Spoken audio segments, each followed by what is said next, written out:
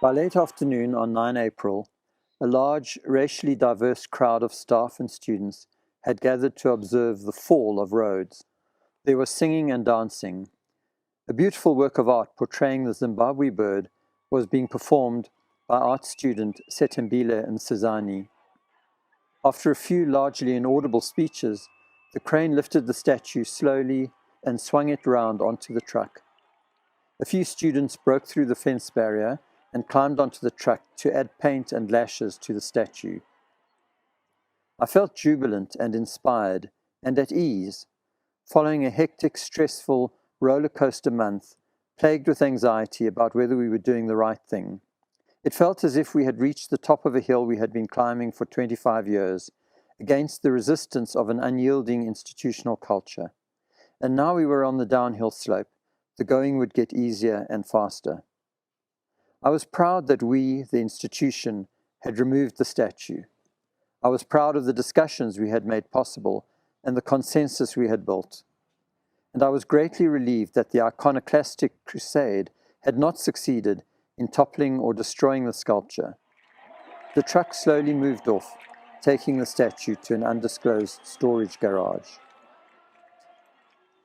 One of Zapiro's cartoons that really got some laughs in 2015 was this one. The domino effect that the Rhodes Must Fall campaign had.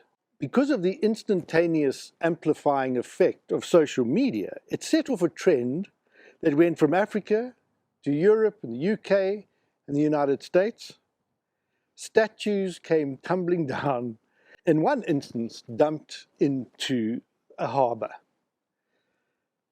It all started at the University of Cape Town, which is my alma mater, and the poor fellow in the thick of it all was Dr. Max Price. I thought you were going to say Cecil Rhodes. He was the one who was really in the thick of it all. Okay.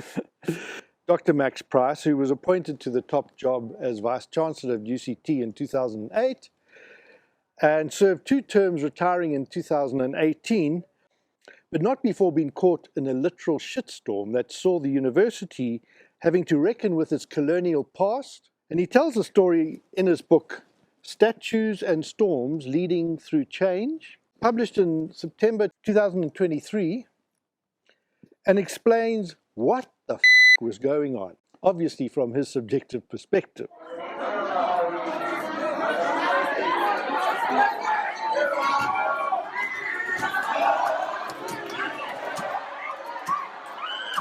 Max was interviewed by Sizwe and Porful Walsh a few months ago, and I would like to suggest that viewers pause this video and watch that one for 2 reasons. Firstly, because there's a curious warmth that was between Max and Sizwe, and he was speaking to his former Vice Chancellor who had recommended him for a Rhodes Scholarship. And he declares that as his bias, and it gives an interesting humanizing and relational feel to the conversation, which as a social worker was wonderful to see. There was trust, there was mutual respect and warmth, and we need to see that more on display, particularly given the history of what happened in the actual battle. This is UCT right now! Now we had to talk about what is in the book, what was left out of the book, and now that it has been written and digested, what might still need to be said. But before I bring Max into this conversation, like Sizwe, I also do need to declare a bit of a favorable bias towards Max, because we were both student activists in the late 70s and early 80s. Max was president of the WITS SRC, and I was vice president of the University of Natal Durban SRC. But Max was a year older than me, and I think 2 years ahead of me in student politics, so we didn't really know each other, but he stood up very much as a role model and as a mentor to those of us who were trying to, feel our way into navigating what it meant to be a privileged white South African in the context of apartheid, wanting to try and see things change. Do you remember I don't know if you do remember, but I came to your campus because your campus wanted to disaffiliate from NUSAS, from the National Union of South African Students. And they were disaffiliating at several of the historically English white campuses. And so NUSAS, I was on the NUSAS executive. We came around to all the campuses to try to mobilize the left Oh, yes, to that's campaigns to stay, and we were successful on your campus. That's right, we were. We voted to stay affiliated to NUSAS. Firstly, a question about your life in the 80s. I mean, I managed to emerge from the University of Natal after 6 years, you know, with a 3-year degree, because I had to try and postpone my further call-ups to the army. But you were obviously an excellent student. You didn't have to do that. You went to Rhodes as a Rhodes Scholar. But what happened when you came back in terms of facing further conscription? When I finished school, I was undecided what I wanted to do. So I went into the army before going to university. That's why I didn't have to come back to the conscription issue. And I went in at an age, having just matriculated or making the decision in my final year of school, when I had very limited political consciousness, and going into the army was not a big moral debate, not a moral issue as it became later on, partly because in 1973, when I finished school in 72, in 1973, there were no wars and there were no borders with black independent states. Southwest Africa had a border with Angola, which was still under Portuguese rule. Mozambique was still under Portuguese rule, and what was then Rhodesia was still under Ian Smith.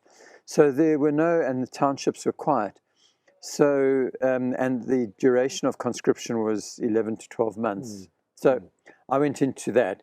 While I was in the army, I decided I would study medicine, and then came out and did the 6 years of medicine. Yeah. So you were able to, but didn't you have camps and have to get called out? No, not in the time. Well, interesting. They changed the rules, so I wasn't supposed to have camps. Then they started calling me up to camps, but one of the call-ups just happened to coincide with while I was in security detention. I'd been detained by the security police. I was in John Foster Square, and so my mother, because I was living at home, then my mother wrote back to the army to say, sorry, he can't come, the security police have detained him at John Foster Square, and then I never heard from them again. They didn't call me to any other camps. Too hot to handle. Just too lucky. Yes. You know, rather not. Yeah. So I do tell the story in the book of the fact that I discovered when I went into the army that I was already a persona non grata for the security police, which I was completely surprised by, because I wasn't consciously an activist. But what had happened was that I had been a member of the Junior City Council executive in 71, 72. And in October 71, Ahmed Timol was killed, pushed out of the 10th floor of John Foster Square. And the executive of the Junior City Council decided to mobilize a petition, which was very unusual for white school kids to do. And it appeared that my role in that, as a member of the executive that drove the petition, got me the black mark that was recorded in the army. So I never got security clearance to listen to any sort of confidential information material. I'm very interested in your book from the lens of understanding, you know, and reading Joseph Campbell's The Hero's Journey and The Hero with 1,000 Faces. Now, I don't know if you were aware of that or when you were writing it, but it maps so well on this whole idea. Joseph Campbell, his book talks about how all great narratives follow this classic style. There's a call to adventure, a call to leave one's comfort zone, the domain of the familiar, to cross a threshold into the unknown, into a whole new uncertainty. You need to find a mentor, you need to find people to help you through that, and then there's a moment where you enter into your dark cave. And when I was reading the chapter about you having to go to your office that had been firebombed, it just like was vividly the hero's journey. And then emerging from it through really serious kind of threats to you and your family, and having to basically barricade yourself in your house and having, you know, constant vigilance, and then emerging to write your story. And I see a wonderful story of somebody who's come back through that whole process to try and bring something of an elixir of new insight and knowledge. Now, I don't know if that was a conscious thing, but certainly as my work with whistleblowers and people who are going through serious ordeals, your story is a wonderful story for them to read. Well, thoughts about thank that? you. I haven't reflected on it with that particular framework in mind of a sort of adventure and a moving away from a comfort zone through to a dark place. But in an analogous way, what the reflection that I did have was, and I call one of the chapters Crossing the Barricades, because it was about moving from being an activist and a bit of a rebel, as we've been just talking about in the 1970s and early 80s, to becoming, as far as the students were concerned, the face of the establishment and the enemy and the thing that they had to rebel against. Firstly, my discomfort with having to occupy that position that others were putting to me in, and also the dilemmas and conflicts between often what I personally felt and believed in around, for example, the removal of the Rhodes statue, which I had thought should come down, and I'd thought so before the protest started, but for various reasons didn't think it could be done. I thought it would be too divisive, that the alumni would be very upset, and I didn't think there was a strong enough push for it either, so to generate such a controversial move. But I'd supported it. And then yet, when the protest started, I had to defend keeping it in place, at least while the discussion went ahead. And then having been a protester who, police had beaten up with batons in the 70s, to being the person who was calling the police in to manage a protest that was becoming violent or too disruptive.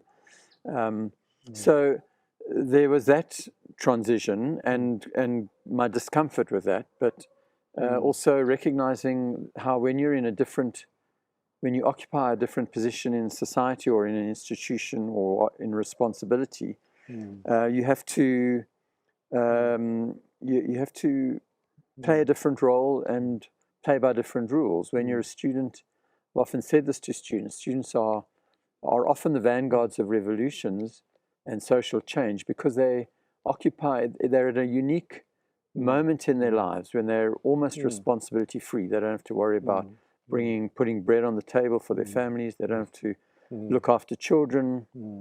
They usually don't have a lot of other commitments time-wise, so they can afford to take risks and also they're going through that stage of adolescent development where they are distancing themselves from their parents, families, establishment, and part of their maturation is to challenge the previous generation. So all of that comes together. But I love the way that you said that, I love that thing of Mark Twain, never let your schooling get in the way of your education. Yeah. And I sense that was what you were challenging the students to say, come on, guys, women, get involved. There's so much happening in our society. Don't just come and use your benefit of this elite institution. Get involved. And then the answer to your prayers. That's right. Yeah. Because for the first 7 years of my term, I was appointed in 2008. And for the first 7 years until 2015, there was not a whimper, not a protest, not a, no objection to the corruption that was going on in the country, to the failure to deliver on the promises of the ANC and of the new government and of democracy. And people, it seemed to me, my concern was that students were primarily interested in their own personal material advancement, getting a career, getting a good job, and not being distracted by politics.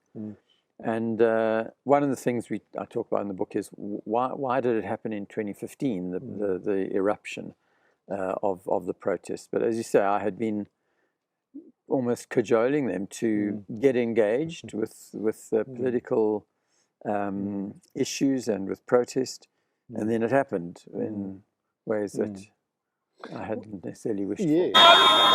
Let's go! You must disperse! The Vice Chancellor lives in a house at UCT, lives in a house that is basically on the campus, just on the edge of the campus. And everyone knows where it is. And the students would round up at night. They would rally the students from different residences, which are nearby, and march to the gate of our residence. and then chant and sing, and they called it a vigil. Their motivation, what they said was that why should the Vice Chancellor sleep when we are suffering? The house is surrounded by a sort of forest, a lush garden, but it would be easy to throw a petrol bomb over the fence and set fire, and so there's always an arson threat. And my office had already been firebombed. We had our precious things, our photographs, our memorabilia, we had, and a suitcase of clothes we had left at some close friends of ours, a suburb away, in case we had to make a quick escape. The students filmed everything on their cameras and often live streamed it on Facebook. So my daughter was watching this protest outside our home, which she had lived in for a while, from England, and then calling us to say, "Are you at home? Your bedroom light looks like it's off." Let go of it! Let go of it! Get off! I mean, I also read it through the eye of having to support people who are going through similar ordeals. And I sensed that, you know, for you, I'd be interested to know more about what sustained you. I mean, what spiritual energies, because you talk about how you were, in a sense, prevented from going to shul, from going to participate in what I assume was an important part of your support system. Yeah, well, so let me say I'm not religious, and I'm an atheist, so I don't draw that much on a belief in a superior power to sustain me. My observance is really a cultural observance, but a very important one because it's part of my identity. When one is in and this would apply to many people, when one is in a really tense situation, as soldiers are in a war situation, your body responds in a physiological way to help you cope with that, with adrenaline, with stress hormones, and it enables you to remain calm and focused. For some people, other people will fall apart. So that's why I say there's an element of this which is probably inborn. But I'm fortunate that I respond very calmly. But I think it does have an effect on you in that it forces the normal emotions into your subconscious, and then they often come out later. And for some people, it'll come out as a post-traumatic stress disorder. I think many people at UCT and at other universities are suffering from some PTSD as a result of their exposure to the toying or to the banging or to the harassment. And in my case, I experienced it while I was writing the book, that I would review video clips of the protests or press conferences or reading articles even, but especially the video clips, which are so vivid, of protests where I was in the middle of it. And it would be almost like I was watching it for the first time. It was sort of an out-of-body observation. I didn't remember it as being in the middle of it. And watching it second time around, I became very anxious.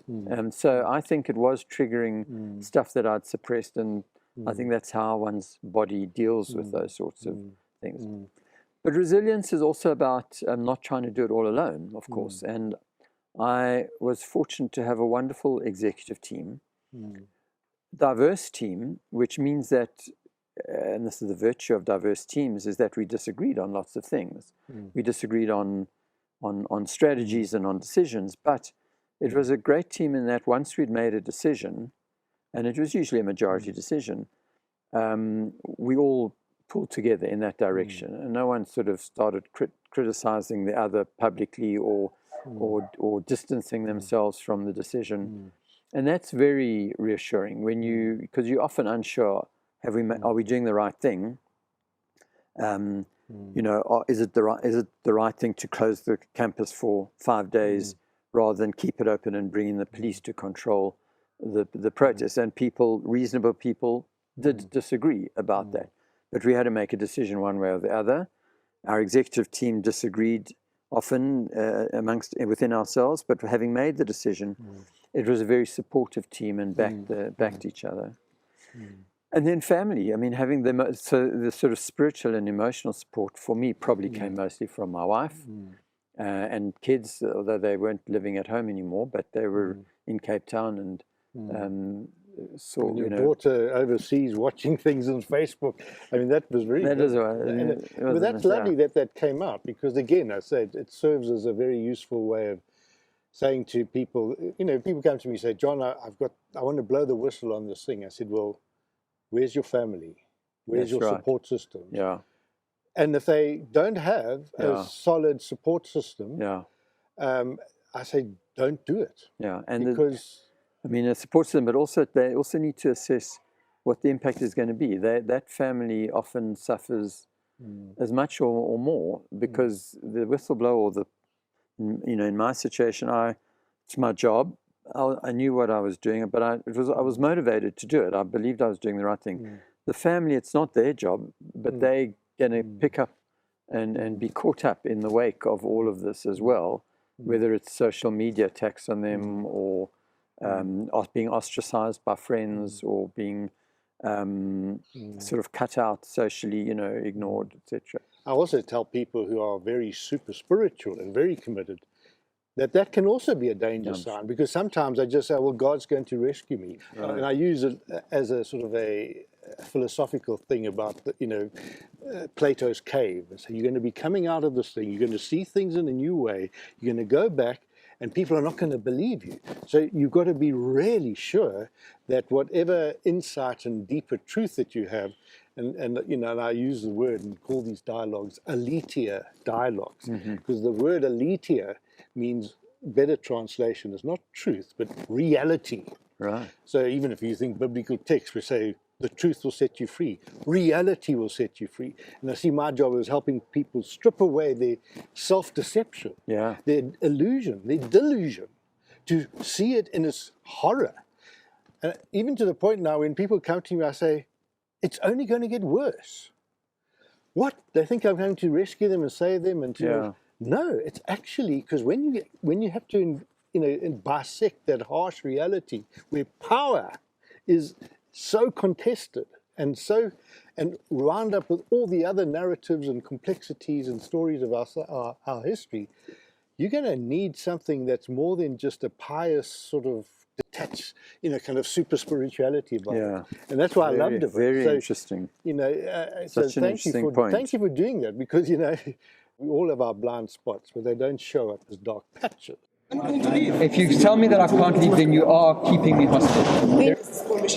Now we can't have that. This is a Mickey Mouse commission. Police.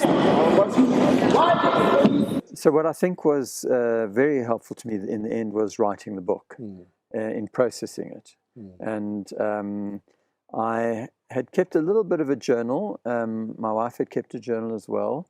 And we integrated the two into, and many of the some of the diary entries appear in the book, reflecting, which were reflections on how we were feeling or how we were experiencing the events. And that was also an important way of processing. At the time, not having time to really think about it, but going back over the diaries and incorporating them into the narrative has been a helpful way of processing the events. But I also, just on a thought about blind spots, in a way, the book, especially the sections on UCT's institutional culture, are a story of the journey that I went through in uncovering blind spots, although those blind spots are more about the blind spots around the institutional culture.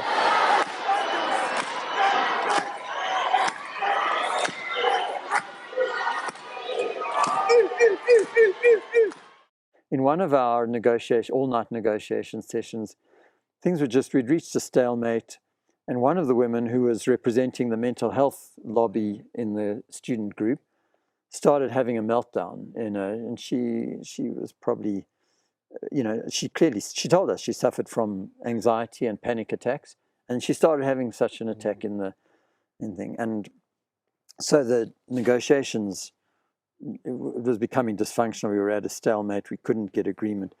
And all of a sudden, one of the other students, a young black woman, brings out a plastic bag with mpefu. That's this herb that you burn in traditional ceremonies. And she says, will I give her permission? I was chairing it. Will I give her permission to conduct this ritual? And so we were in a circle of tables. She crawls under the table into the center, and she lights the mpefu, and then she brings it around to each of the people at each table for us to breathe it in, and just to be quiet. And then she says, let's sign. She puts it in the middle again, and we sit there for 5 or 10 minutes. And it had this most amazing calming effect. And she called on her ancestors to help us in the negotiations. And we then had a break, and things had just calmed down. And there was a different mood, different atmosphere after that. And there was a sense we're in this together. We've got to find a solution. The ancestors are concerned about all of us, not just about some of us. And we worked through the night, and we came up with an agreement in the morning, And it wasn't that, I don't believe in ancestors, but that wasn't the point. It was about this shared ritual and a sort of convening in a different space, which worked and was a wonderful experience. And I was thinking at the time, one day I'm going to write about this, and I can see my colleagues, the president of Oxford or Harvard, reading this and thinking, God, standards must really have gone down at UCT if this is how they negotiate and resolve the issues. Yeah. But actually, it is about changing the culture of the institution. It's part of that culture change, part of transformation, acknowledging and recognizing different ways of doing things. That is understood at least by lots of people. I said no.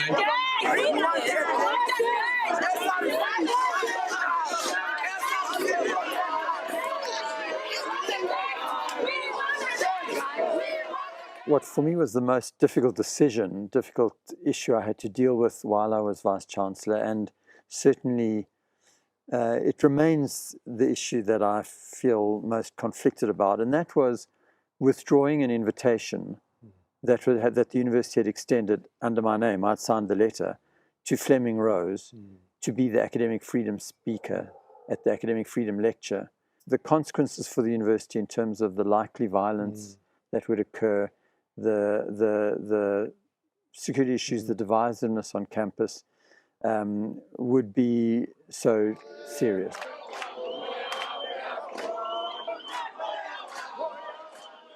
One of the reasons it was so complex to find this common ground, to make compromises, was because we actually weren't dealing with a single group with a clear single agenda.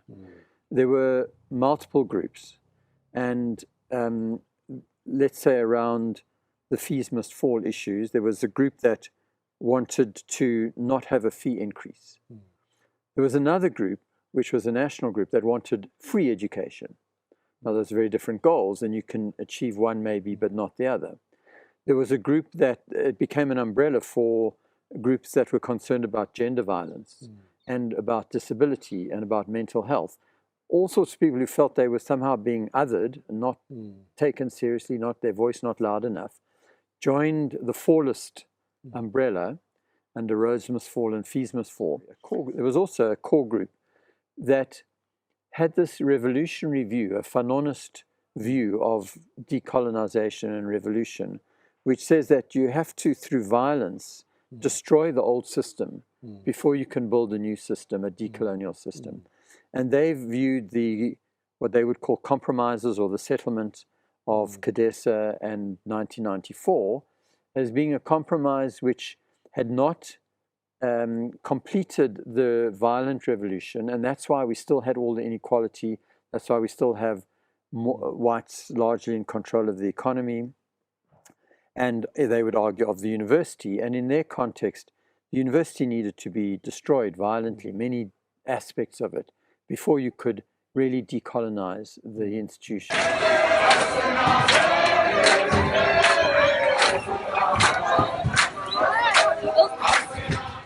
Let's stay with the chapter, the lovely title, "The Bonfire of the Colonial Vanities." Now, as attractive as a title that is, let me declare another sort of bias here. I'm busy writing the story of Molly Blackburn.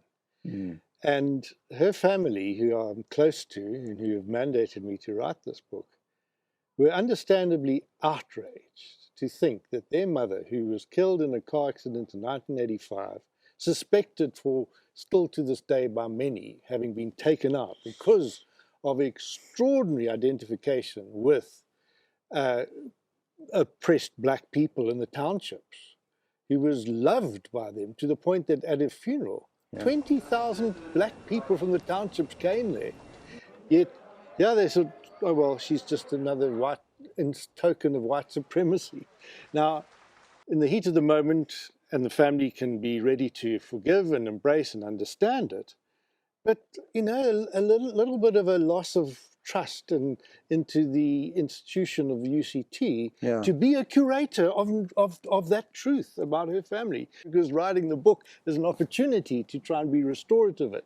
But I have to say that there were some people that felt that there was too much tolerance of what really was ideological criminality. You know, people had an ideological Fanonist type idea that this entitles them to effectively be criminals. Yeah. Well, let's first of all talk about that protest itself, which not only was the photographs of Molly Blackburn burnt, destroyed on a bonfire, but so were paintings by our first black artist graduate from the Masters of Fine Arts School, paintings of Mandela, paintings of the Academic Freedom Torch, sort of a series of paintings that were in one of the halls nearby, so the students who participated in that protest didn't know anything really about who they were burning and what the posters were of and what the paintings were of and who the artists were. So that the first thing to say is that, in a sense, it wasn't personal. They didn't know. And whose fault is that? Perhaps it's the university's fault for not having, although the Molly Blackburn, of course, had an honorary degree from UCT, the hall is named after her, and her pictures are there in order to link her to the hall. But clearly, people did not know her history or who she was, but maybe they wouldn't have cared anyway, just as they didn't care about burning a poster of Mandela, who by some of them is regarded as a sellout for the 1994 thing. Similarly, I devote almost a chapter to Sarah Bartman and her sculpture. Now, here is a black woman, Khoisan woman from the 19th century who was horrifically exploited by colonial attitudes and practices. It's a sculpture by a black artist, Willie Bester, to honor her and to draw attention to her exploitation and to calling that it shouldn't happen again. And the students are outraged, or some of the students are outraged by the sculpture and cover her up. And we end up in a lawsuit with the artist saying, I want my sculpture to be presented the way it is, and you are not able to protect it. Those are examples of how I had never seen it that way. I had a view about artistic freedom. I do have a view that nothing should be censored. But I started understanding how, you know, if you're a woman and you come into someone's office and there's a page 3 pinup of a naked woman, you feel sexually objectified. And if we're concerned about how people feel in an institution, we want them to feel included, we've got to think about that and say, well, maybe some pictures, some sculptures need to be only shown in galleries where you can choose to see them if you want to.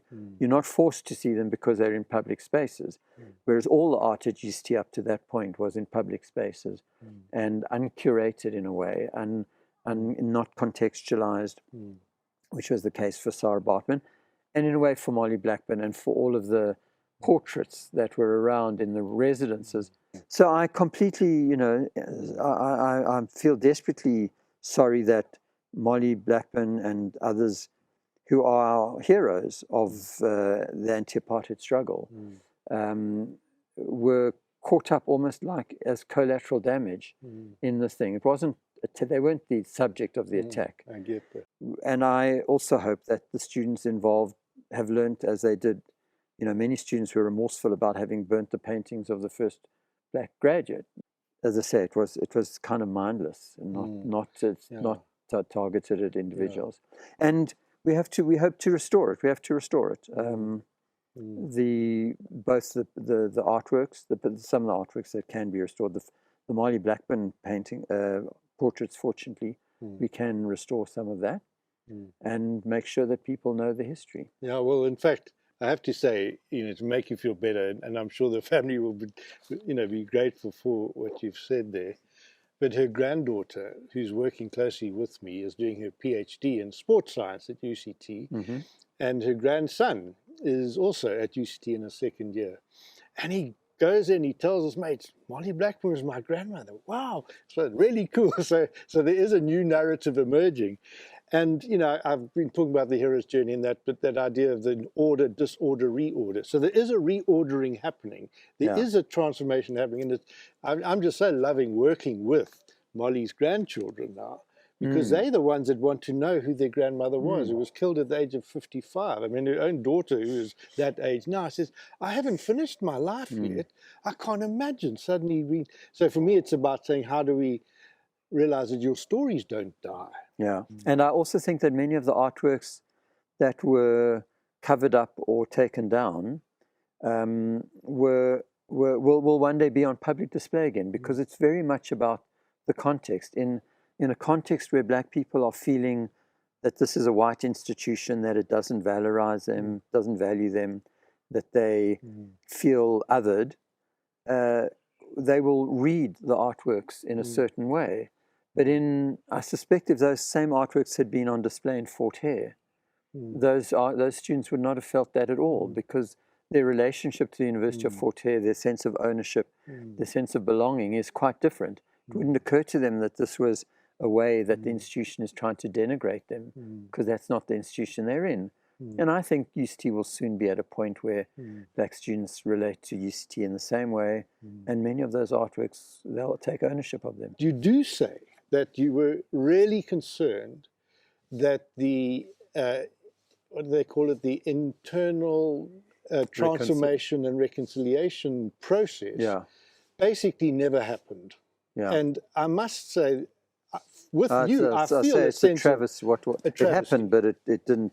It was like a whitewashing. It was like sweeping it under the carpet. It wasn't dealing with the healing process, because I sense they needed healing. And if people don't go through that healing, well, then they bury it and they move on, and it shows up later in life. And I felt likewise with you. And of course, since you've left, UCT has not been a happy place. Now, what the students wanted was a commission that would decide whether our reaction to the so-called Shackville protest, which was ultimately to demolish the shack and remove it and to discipline a whole lot of students for some arson attacks. They wanted the RTC in order to say, well, this was legitimate protest, that there was nothing else students could do, and they had reached a point where they had to respond with some measure of violence in order to get their point across, in a sense. And therefore that the disciplinary cases we had brought, which had resulted in expulsions, should be annulled, because it was a legitimate political or legitimate cause. And we felt that actually in a democratic society nothing legitimates that violence, and we weren't willing to have that sort of commission. So they were wanting the commission to be basically judging the actions of the executive. Eventually, in order to move forward, because we wouldn't have been able to finish the academic year, we agreed to this IRTC, but it was going to be, it was intended that it would be balanced. It would look at all the things that the executive had done to support the students in favor of transformation, to address accommodation challenges, to address the fee challenges, as well as commenting on what are the limits of legitimate protest, and therefore how does the university respond when students break the law, basically. But it ended up being completely one-sided. It really only looked at the students' view. There were other submissions, of course, by the faculty, by me. I made submissions from no longer in office, but I made submissions. It wasn't an investigative body, but it didn't even really acknowledge properly the different views. And so it did grant amnesty to the students who had been disciplined. But in my view, it didn't address the fundamental issues, and it didn't promote reconciliation. It came across almost as a victory for the protesters. You know, I mean, I come from a Christian paradigm where the whole idea is looking at forgiveness. I've only been able to do what I've done in my work as a social worker because I've had to, in a sense, look at the logs in my eye and recognize how my white privilege and my male sort of dominance and all that stuff is really an obstacle to people. I mean, that for me, and I hope that it comes across as a theme of the book, it was one of the most complex issues in managing the protests. And to what extent do you enforce rules? The rules are there, and rule of law is important, discipline is important. And to what extent do you look for other ways of dealing with disagreement and conflict? I think that we went to great lengths to negotiate, even when the goalposts were being moved, even when people were breaking agreements that they had made, to find peaceful ways of resolving and finding common ground.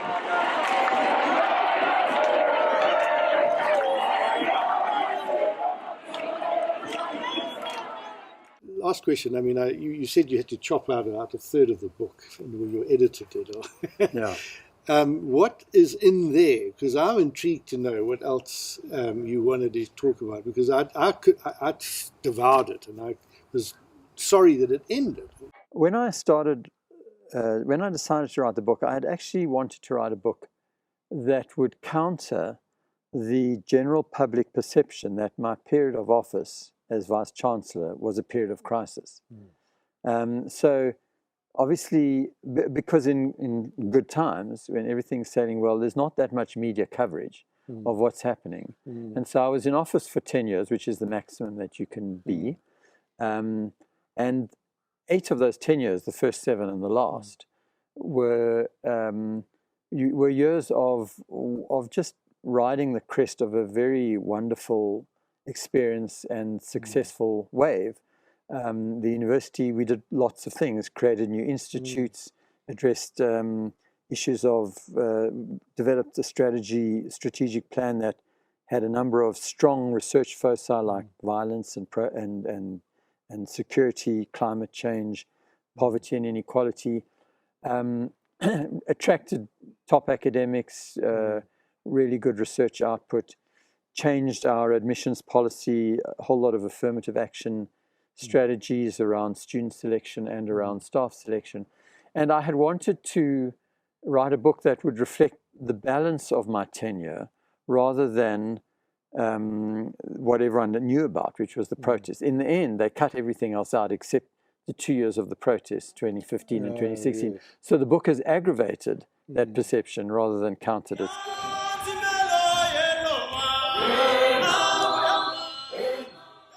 There are a number of different audiences that the book is aimed at. One of them is a white middle-class audience, like people like me, often liberal, often people who think that they've figured out racism and anti-racism, to share my journey in the hope that it will also be a journey that they may benefit from, of uncovering these blind spots of racial discrimination, how black people feel in certain environments, why they think that we are racist or institutions are racist. And I really valued that. And the guides there were more often than not black students. Yes. Well, that's interesting because, I mean, getting at a personal level, at a personal journey, hero's journey, it seems, certainly reading the book, that you went through that process of order, a summarized ways, from order, disorder, reorder. And you've emerged from the whole thing personally. And in the metaphor of the book, it's sort of safe harbor through the storms, being tossed about, navigating back into safe harbor. So losing a few people on the way, but generally getting most people back to safe harbor. The security guards are under the ultimate control of the university. Why are you pushing us? Why are you pushing In the book, I am very interested in these difficult decisions, and I focus mainly on this latter group of value-based decisions.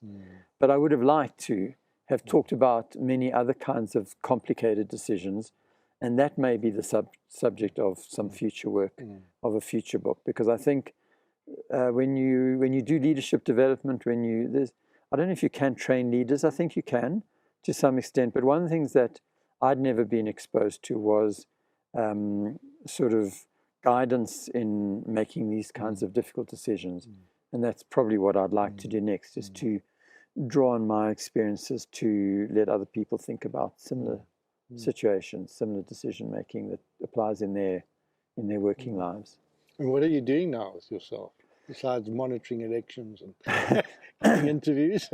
I'm trying to promote the book. So I've just recorded an audio version of the book. Good. Younger people tend to listen to books rather than read them. And I really wanted a younger generation, students really, and their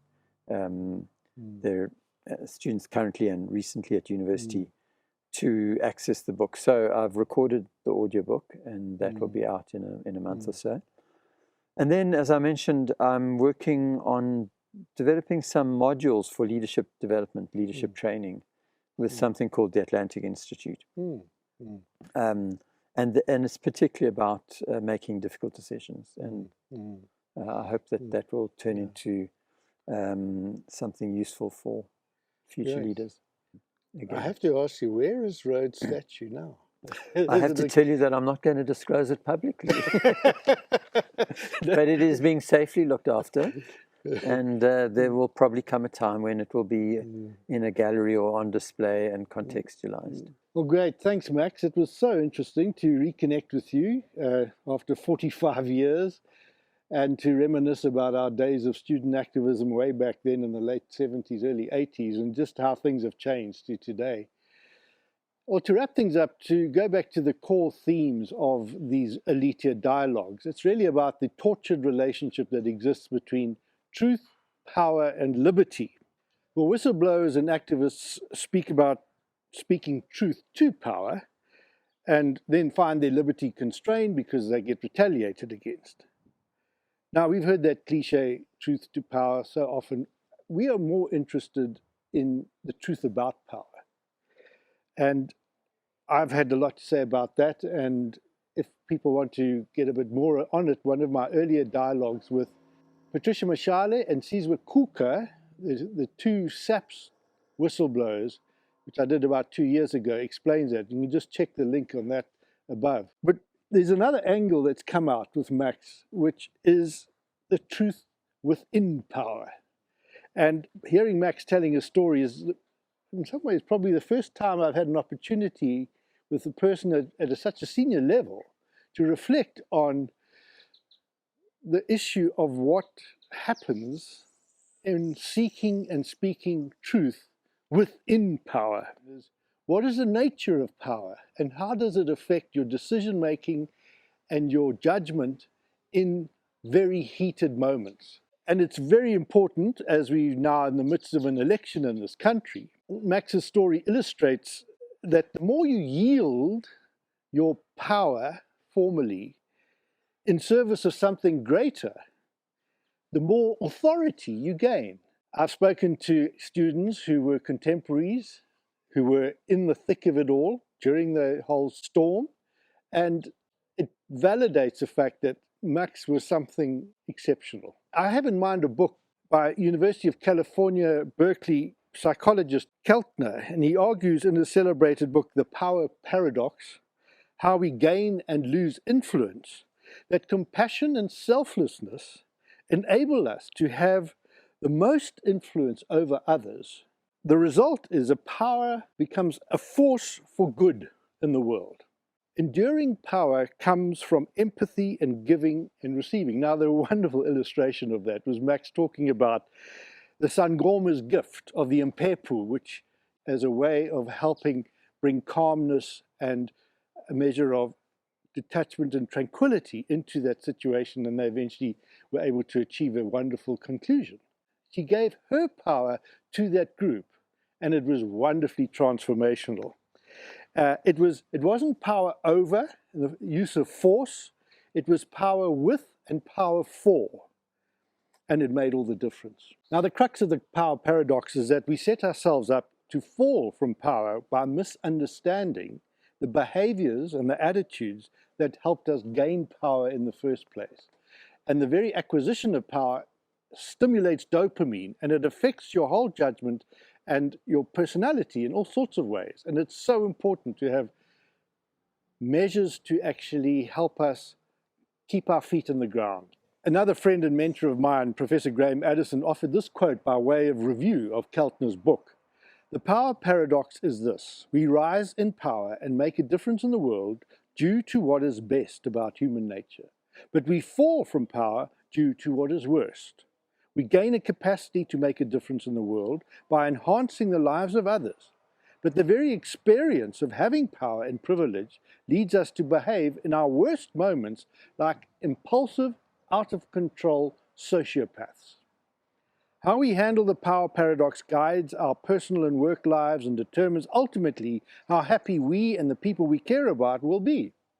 It determines our empathy, generosity, civility, innovation, intellectual rigor, and the collaborative strength of our communities and social networks.